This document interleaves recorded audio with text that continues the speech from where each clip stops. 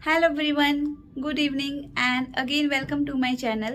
को फिर से बता देती हूँ कि मैं खुद भी एक टीजीटी एस्पिरेंट हूँ। तो अगर आपको लग रहा है कि आपको मेरी वीडियो देख के कोई फ़ायदा नहीं है क्योंकि मैं खुद एक एस्पिरेंट तो मैं क्या ही सुजेस्ट करूँगी, तो प्लीज़ आप इस वीडियो को स्किप करके नेक्स्ट वीडियो पे जा सकते हैं।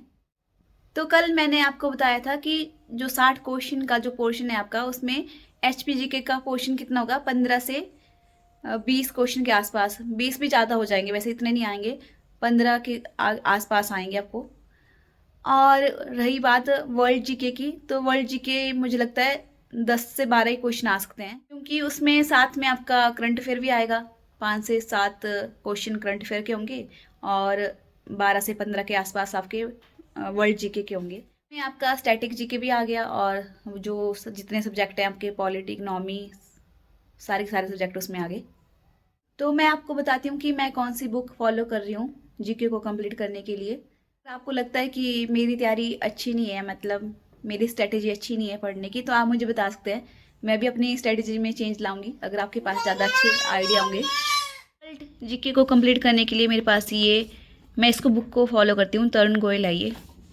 तो कोई लूसेंट फॉलो करते हैं, मतलब कंटेंट दोनों में सेम है। मैं पहले लूसेंट भी पढ़ती थी, पर अब मैं इसको पढ़ती हूँ, तरुण गोयल। तो मेरे पास तो ये काफ़ी पुराना एडिशन है, आप लोग नया ले सकते हैं। मैंने इससे पढ़ा है काफ़ी ज़्यादा, तो मैं इसी को पढ़ रही हूँ। पहले आपके टीजीटी कमीशन हुए हैं, उसमें 12-13 क्वेश्चन आते थे आपके वर्ल्ड जीके के, और उसमें भी दो दो क्वेश्चन, दो कहीं पे 3 क्वेश्चन, जैसे जियोग्राफी के कई बार 3 क्वेश्चन आ जाएंगे, पॉलिटी से 2 क्वेश्चन आ जाएंगे, 2 क्वेश्चन आपके वर्ल्ड जीके से आ जाएंगे, 2 स्टैटिक क्वेश्चन आ जाएंगे स्टैटिक से। तो इस तरह से आते थे। आप लोगों के पास काफ़ी ज़्यादा टाइम है, तो आप अच्छे से इस बुक को पूरा पढ़ सकते हैं। अगर पूरा पढ़ लेंगे तो यहीं से आपका मैक्सिमम कंप्लीट हो जाएगा जीके। मैक्सिमम क्या, इसी से पढ़ जाएगा। और इसमें भी अगर आपने कुछ नहीं पढ़ा है और आप मेन टॉपिक पढ़ना चाहते हैं, तो जैसे ये हिस्ट्री से आपकी इंडस वैली सिविलाइजेशन, इससे क्वेश्चन आता है। वैसे पिछले जो प्रीवियस ईयर क्वेश्चन है उसमें भी 1-2 बार आया है यहाँ से क्वेश्चन। बाकी आप मेन पढ़ सकते हैं। ये आपके बुद्धिज़्म और जैनिज़्म, इनसे भी पक्का क्वेश्चन आता है एक। तो आप इनको थोड़ा, अगर आपने पढ़ा ही नहीं बिल्कुल भी, तो आप ऐसे थोड़ा इसको रीडिंग दे सकते हैं। मॉडर्न हिस्ट्री से आपका ये जो सोशल और कल्चर अपराइजिंग है, इनसे भी क्वेश्चन आता है। जैसे इनके पूछ लेते हैं कौन इनके फाउंडर हैं। मतलब आपको ये बुक करनी है तो आपको अच्छे से पढ़नी पड़ेगी, क्योंकि वर्ल्ड जीके का कोई पता नहीं चलता कि कहाँ से क्वेश्चन डाल देते हैं। कुछ मेन टॉपिक होते हैं, पर उसका भी कई बार कहीं और से ही डाल देते हैं। जैसे मुगल एम्पायर, यहाँ से भी क्वेश्चन आने का चांसेस होते हैं। और जैसे विजयनगर एम्पायर और ये बहामी किंगडम, इससे भी क्वेश्चन आने के चांसेस ज़्यादा होते हैं। तो आप पहले इन टॉपिक्स को, मेन टॉपिक्स को कर सकते हैं, और उसके बाद आप इसको, अगर टाइम बच जाता है तो आप फिर इसको अच्छे से पढ़िए। और बात रही जियोग्राफी की, तो जियोग्राफी अगर आपने वर्ल्ड जियोग्राफी और इंडियन जियोग्राफी कुछ नहीं पढ़ा है बिल्कुल भी अभी, तो आप पहले इंडियन जियोग्राफी पे फोकस कर सकते हैं, क्योंकि यहाँ से क्वेश्चन आने के ज़्यादा चांसेस होते हैं। जैसे रिवर्स हो गई,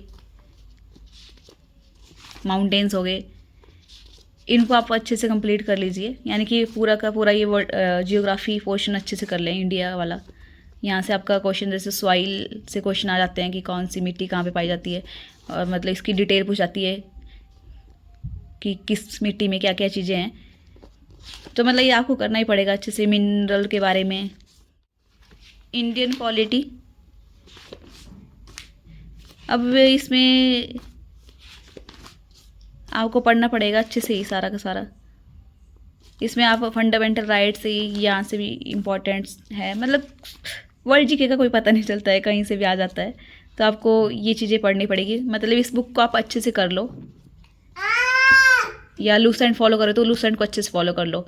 पर ये मैं बता रही हूँ, जिनका मेडिकल और नॉन मेडिकल है, आर्ट्स वालों को तो फिर उनका तो सिलेबस ही यही है ना, तो उनको तो फिर डिटेल से थोड़ा पढ़ना पड़ेगा, कॉन्सेप्ट अपने क्लियर करने पड़ेंगे। पॉलिटी के लिए ये लक्ष्मीकांत, अगर आपके पास टाइम है, या आपने शायद पहले पढ़ लिया होगा, जो अच्छे से तैयारी कर रहा है वो तो तैयारी कर ही रहा है। तो अब अगर आपको अपने कॉन्सेप्ट क्लियर करने हैं तो आप लक्ष्मीकांत को रीड कर सकते हैं अच्छे से।